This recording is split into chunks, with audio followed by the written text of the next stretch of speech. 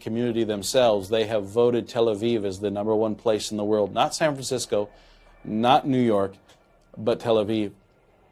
We were established for the establishment of Israel. Our markings are all over. Take out $1 out of your pocket. Look at the Great Seal. You'll notice in between the wingspan of the eagle, you will see the Star of David, made out of 13 stars. Now, why is the Star of David there? Around that star is the Shekinah Glory cloudburst, symbolizing the Shekinah Glory that was over the tabernacle. George Washington said, "I want that to be on the dollar so that people will recognize the contribution that the Jewish people have made to the United States of America." Not only are today's Christians being taught to be pro-Jewish and pro-Israel, the strange doctrines of the Talmud and the Kabbalah are also creeping into churches and being taught as Christian doctrine.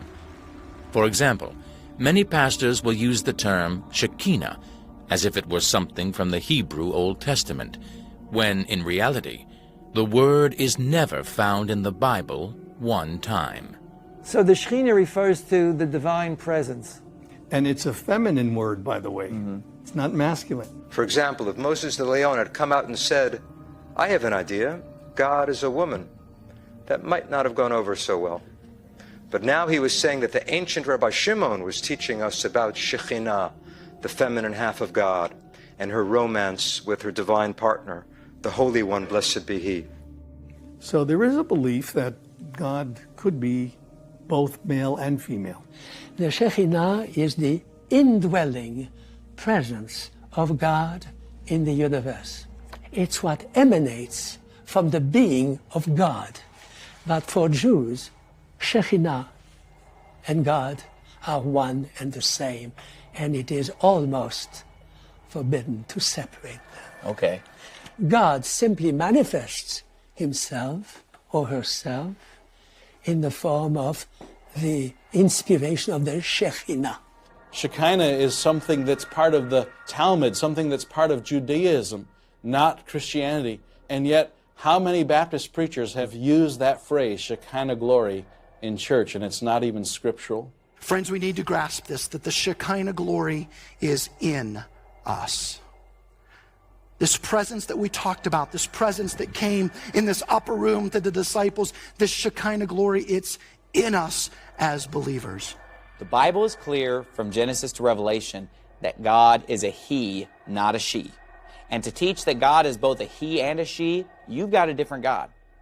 The Christian Bible teaches that man was made in the image of God.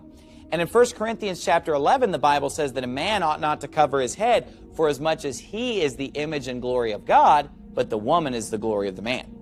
So according to 1 Corinthians 11, man is not to cover his head because man is in the image of God, as opposed to woman. That's why even in Genesis 1:27 it says, "So God created man in his own image.